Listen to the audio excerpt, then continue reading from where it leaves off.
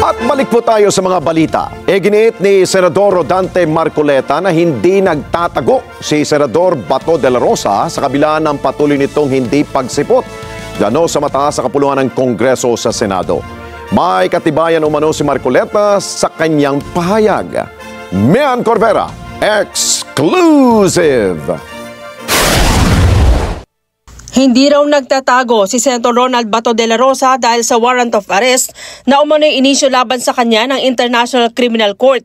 Katunayan, ayon kay Senator Rodante Marcoleta, napapirma niya pa ito sa ginawa niyang committee report hinggil sa ginawang investigasyon sa anomalya sa flood control projects noong siya pa ang chairman ng Senate Blue Ribbon Committee.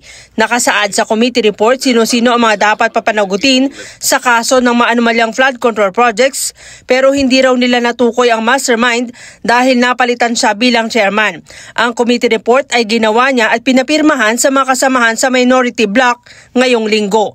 Pero tumanggi si Marcoleta na magdetalye kung saan at kailan niya nakausap si De La Rosa para papirmahin sa committee report. Hinahanap ba? Ewan, di ko alam. Napapirma ko doon sa minority report anim kaming nakapirma. Oo, nakapirma. Kasama ba si Senador Bato doon sa anim po? Oo, lahat kami pumirma. Hindi nagtatago yun. Oo, andyan lang yan. Hinamon naman ni Senator Amy Marcos ang Department of Justice at si Ombudsman Boying Rimulya na isa publiko kung talagang may warrant of arrest laban kay De La Rosa. Kung talagang may ICC warrant, ba't hindi ilabas? Yun nga. Sabi na, andyan. Sabi naman ng isang kapatid, wala daw. Ano ba talaga? Sabi ni Marcoleta, magsasagawa ng privilege speech ang minority sa susunod na linggo para questionin ano nga ba ang patakaran ng gobyerno sa mga kaso ng warrant of arrest mula sa International Criminal Court. Kailangan anyang tignan kung nasusunod pa nga ba ang mga batas at may ibinibigay na due process sa sino mang biktima o sino mang naharap sa kaso at hindi maaring baligtarin ang batas. Pagka ba naglabas ng warrant of arrest ang ICC, mandatory ba na isusurrender mo na ang isang mamamayang Pilipino? Wag na yung senador, kahit na hindi senador, kahit na tindera lang sa palengke. Bakit?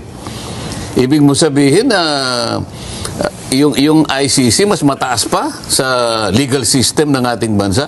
Pag ganito raw kasi ang nangyari, maulit lang ang kaso ng tila kidnapping na ginawa kay dating Pangulong Rodrigo Duterte. Hindi pwede yun. Yung nangyari kay Presidente Duterte, hindi dapat maulit. Kasi labag talaga sa ating saligang batas. Wala nang tataas pa doon. Kahit international ek-ek pa yan. Mas mataas talaga yung ating konstitusyon at ang ating mga batas. Siyempre. Yung due process, syempre. At Pilipino yan Kung Pilipino, syempre, kailangan dadalhin muna sa korteng Pilipino. Kung makakuha sila ng warrant of arrest, ayun.